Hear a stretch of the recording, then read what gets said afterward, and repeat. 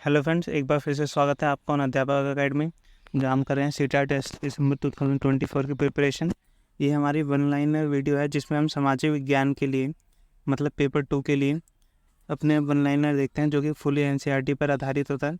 ये हमारी class 6 history part 4 है। पिछले वीडियो में हम पार्ट 3 तक 7 चैप्टर कंप्लीट कर चुके हैं। इसमें हम चैप्टर नंबर 8 खुशहाल और समृद्ध गाँव और चैप्टर नंबर 9 व्यापारी राजा और तीर्थयात्री, इन चैप्टर के वन लाइनर देखेंगे जो सीधे सीधे हमारे सीटेट में पूछे जाते हैं। अगर आप नए हैं तो मैं बता दूं कि अगर आप हमारी इन वीडियोस को देखकर सीटेट के लिए प्रिपरेशन करते हैं तो आपको एनसीईआरटी पढ़ने की ना ही कोई बैच खरीदने की आवश्यकता है। तो सीधे सीधे आपको एनसीईआरटी से इम्पोर्टेंट्स लाइन्स उठाकर आपको बताई जाती हैं ताकि आप सीटेट में अच्छा स्कोर कर सकें। और अगर आप नए हैं तो हमारे चैनल को सब्सक्राइब करें, अपने फ्रेंड्स के साथ शेयर करना ना भूलें।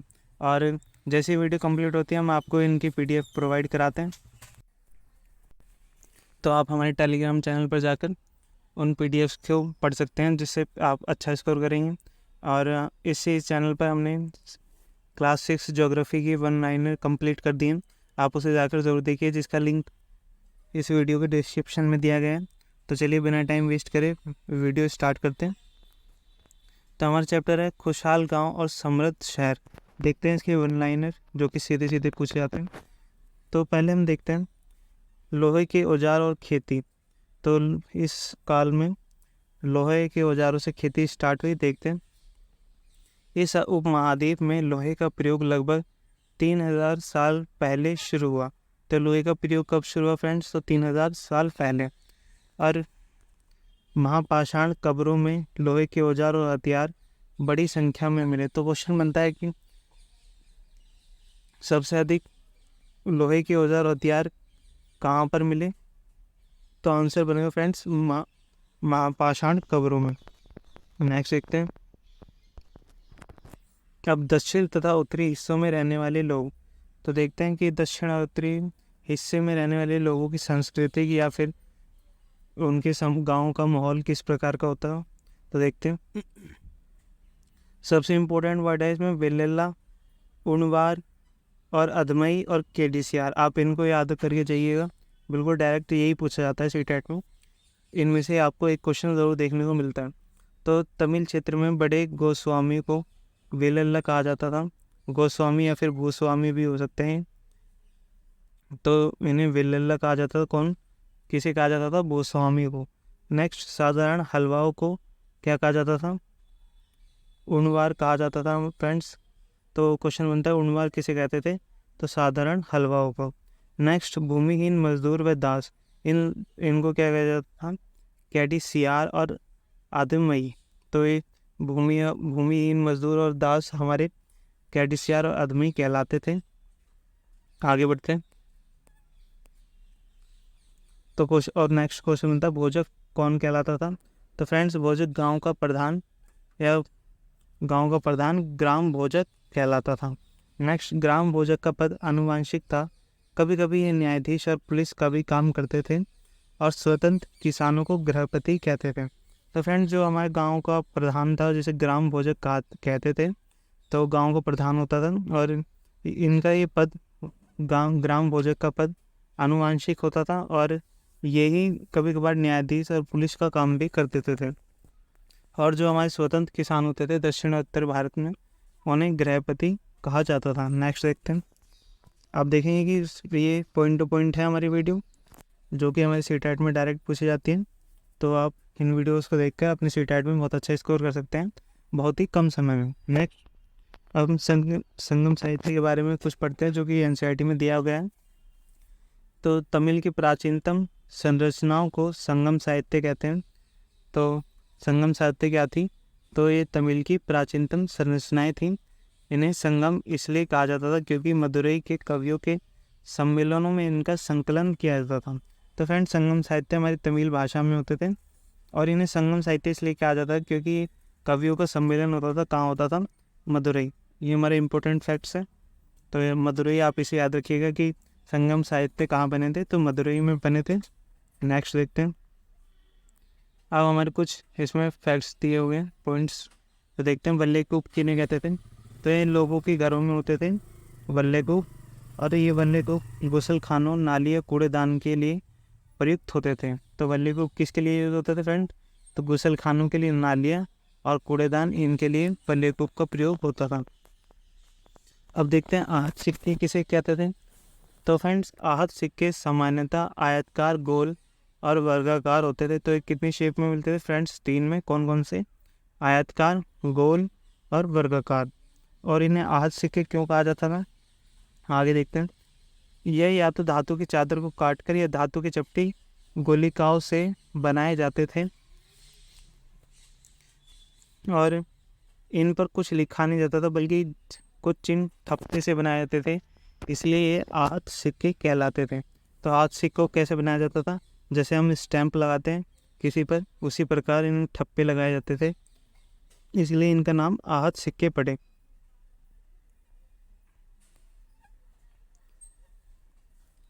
और ये 500 साल पहले चले थे, और ये चांदी या तांबे के बने होते थे। देखेंगे फ्रेंड्स आहत सिक्के के बारे में फास्ट से। तो आहत सिक्के हमारे 3 प्रकार के शेप में पाए गए, आयतकार, गोल और वर्गाकार। और ये धातुओं की चादर को काटकर या धातु की चपटी गोलिकाओं से बनाए जाते थे। और इन आहत सिक्के क्यों कहलाते थे? क्योंकि इन पर ठप्पे से बनाए जाते थे, और ये 500 साल पहले चले। और चांदी व तांबे, इन दोनों का प्रयोग कर इनमें से किसी एक का प्रयोग कर इन्हें बनाया जाता था। नेक्स्ट देखते हैं। अब इसमें कुछ नगरों के बारे में दिया गया है, चैप्टर 8 में देखते हैं। नगर अनेक गतिविधियों का केंद्र। मथुरा के बारे में जानते हैं कुछ। तो यह नगर 25 साल से भी ज़्यादा पुराना नगर है। यह यातायात और व्यापार के 2 मुख्य रास्तों पर स्थित था। तो दोनों रास्तों में से इनमें से एक रास्ता उत्तर पश्चिम से पूर्व की ओर और दूसरा उत्तर से दक्षिण की ओर जाने वाला था। किसमें? मथुरा में। शहर के चारों ओर किलेबंदी थी। मथुरा बेहतरीन मूर्तियों का केंद्र था। यहाँ बौद्ध विहार और जैन मंदिर हैं। तो ये इंपॉर्टेंट फैक्ट्स हैं मथुरा के बारे में जो हमारी एनसीईआरटी में दी गए। अब नेक्स्ट, शिल्प और शिल्पकार के बारे में जानते हैं। तो कपड़ों के व्यापार के लिए उत्तर में वाराणसी और दक्षिण में मदुरई इसके लिए प्रसिद्ध केंद्र थे। तो फ्रेंड्स, कपड़ों के व्यापार के लिए कौन कौन से केंद्र थे महत्वपूर्ण? वाराणसी और मदुरई। तो इन्हें याद रखिएगा। और वर्ड आता है हमारा श्रेणी। देखते हैं श्रेणी किसे कहते हैं।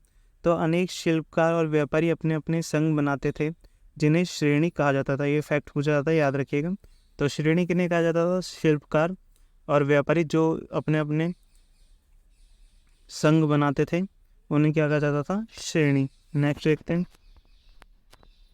शिल्पकारों की श्रेणियों का काम प्रशिक्षण देना, कच्चा माल उपलब्ध कराना आदि था, और व्यापारियों की श्रेणी का व्यापार का संचालन करती थी। तो दोनों श्रेणियाँ, शिल्पकार अपना काम का प्रशिक्षण देती थी और कच्चा माल उपलब्ध कराती थी, और व्यापारी श्रेणी जो होती थी व्यापार का संचालन करती थी। नेक्स्ट देखते हैं। अब उत्तरी काले चमके पात्र के बारे में जानते हैं। ये क्या होते थे? तो यह एक कठोर चौक निर्मित धातु की तरह दिखने वाले चमकदार काली सतह वाले पात्र हैं। यह मिट्टी से बनाए जाते थे और ज़्यादातर उत्तरी भाग में मिले हैं। तो किससे बनाए जाते थे उत्तरी काले चमके पात्र? मिट्टी से बनाए जाते थे। इनकी सतह काली होती थी और ये ज़्यादातर उत्तरी भाग में मिले हैं। नेक्स्ट देखते हैं। अब हम पढ़ेंगे, पहले हमने मथुरा के बारे में पढ़ा था, अब पढ़ेंगे आरी का मेंडो जो कि पेंदुचेरी में है। तो देखते हैं, यह एक पतन था, यहाँ पर गोदाम मिला है और एम्फोरा जैसे पात्र मिले हैं। एम्फोरा जैसे पात्र यहाँ पर मिले, कहाँ पर? अरी का मेंडो में। और एरेटाइन जैसी मोहरें मिली। तो पूछा जाता है कि एम्फोरा पात्र कहाँ मिले? तो एरी का मांडो में। और दक्षिण भारत सोना और काली मिर्च के लिए प्रसिद्ध था। काली मिर्च को रोमन साम्राज्य में काले सोने के नाम से बुलाते थे। तो फ्रेंड्स, क्वेश्चन मिलता है काले सोने को, काला सोना किसे कहा जाता था? काली मिर्च को, जो कि रोमन साम्राज्य में काली मिर्च को काले सोने के नाम से बुलाया जाता था। अब देखते हैं हमारा नेक्स्ट चैप्टर, व्यापारी, राजा और तीर्थकर, चैप्टर नंबर 9। तो इसमें मूवेंद्र का नाम आता है जैसे चैप्टर स्टार्ट होता है। तो देखते हैं मूवेंदर किन्हें कहते थे। तो यह एक तमिल शब्द है जिसका अर्थ होता है तीन मुखिया। तो फ्रेंड्स, तीन मुखिया कौन से थे, ये बहुत इंपॉर्टेंट फैक्ट्स हैं। तो तीन मुखियों में आता था हमारा चोल चेर पांड्य। ठीक है फ्रेंड्स, देखते हैं अब इन्हें दोबारा से। तो मूवेंदर, संगम साहित्यों में मूवेंदरों की चर्चा मिलती है। तो कहाँ पर इनका वर्णन किया गया है, संगम साहित्य में, जो मैंने आपको बताया था। और यह एक तमिल शब्द है जिसका अर्थ है तीन मुखिया। इसका प्रयोग तीन शासक परिवार के मुखियाओं के लिए किया जाता था। ये थे कौन कौन से, चोल चेर पांड्य। ये बहुत इंपॉर्टेंट है, आप इसे रट के जाइएगा क्योंकि ये तीनों पूछे जाते हैं। चोल की जगह और कुछ दे दिया जाता है या फिर चेर बदल जाता है। तो ये तीनों इंपॉर्टेंट हैं, आप इन्हें तुरंत रट के जाइएगा ताकि आपका क्वेश्चन गलत ना हो जाए।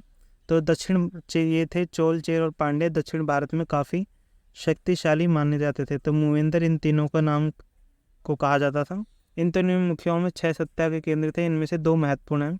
कौन कौन से इसमें, एक तो चोलों का पतन पुहार और नेक्स्ट पांड्यों की राजधानी मदुरई। तो चोलों का जो था वो पतन पुहार फेमस था और पांड्यों का राजधानी मदुरई। आगे बढ़ते हैं, अब हम सातवाहन के बारे में जानते हैं। साम्राज्य की स्थिति, मतलब साम्राज्य कहाँ पर स्थित था, तो पश्चिम भारत में स्थित था। सातवाहनों का सबसे प्रमुख राजा था गौतमी पुत्र श्री सातकर्णी। तो सबसे प्रमुख राजा कौन से थे सातवाहनों के, गौतमी पुत्र श्री सातकर्णी यह है। और अन्य सातवाहन शासक दक्षिण पथ के स्वामी कहे जाते थे। तो दक्षिण पथ के स्वामी किसे कहते थे, सातवाहन शासकों को। आप इसे याद रखिएगा। अब हम सिल्क रूट के बारे में पढ़ते हैं। रेशम बनाने की तकनीक का आविष्कार सबसे पहले चीन में हुआ था। तो क्वेश्चन बनता है सबसे पहले रेशम बनाने की तकनीक का प्रयोग कहाँ हुआ, चीन में। और सिल्क रूट पर नियंत्रण रखने वाले शासकों में सबसे प्रसिद्ध कुषाण थे। तो क्वेश्चन बनता है कि सिल्क रूट पर सबसे अधिक नियंत्रण किसने रखा, तो आंसर है हमारा कुषाण। तो नेक्स्ट बढ़ते हैं, रिपीट हो गया है वाला स्लाइड। अब सिल्क रूट के बारे में जानते हैं। तो इनका मध्य एशिया तथा पश्चिम उत्तर भारत पर शासन था, इसका कुषाण का। मथुरा और पेशावर इनके 2 मुख्य शक्तिशाली केंद्र थे। कुषाण ने सबसे पहले सोने के सिक्के चलाए। तो सोने के सिक्के किसने चलाए फ्रेंड्स, सबसे पहले तो कुषाणों ने चलाए भारत में। नेक्स्ट देखते हैं, अब इसमें देखते हैं बौद्ध धर्म का प्रसार। तो कुषाणों में सबसे प्रसिद्ध राजा कनिष्क था और उन्होंने एक बौद्ध परिषद का गठन किया। अश्वकेत जो कनिष्क के दरबार में रहता था, बुद्ध चरित्र की रचना की। तो ये इंपॉर्टेंट फैक्ट्स आप याद रखिएगा कि कुषाणों में सबसे अधिक प्रसिद्ध कौन था, कनिष्क था।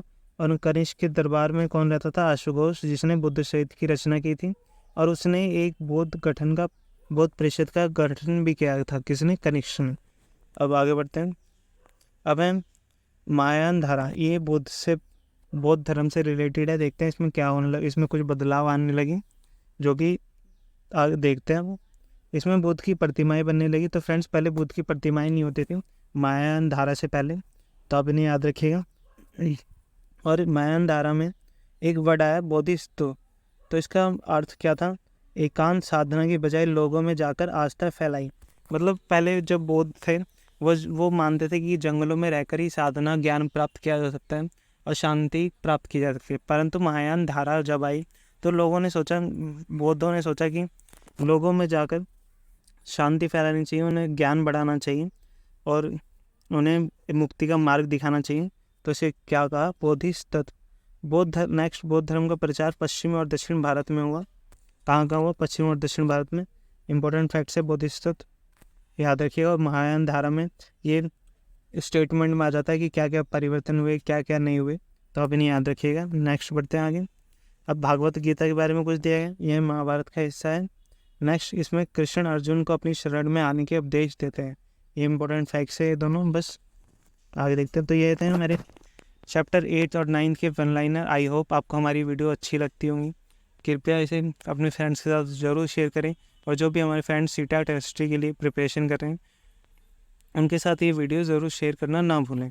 और ऐसी वीडियो के लिए हमारे साथ बने रहें। धन्यवाद।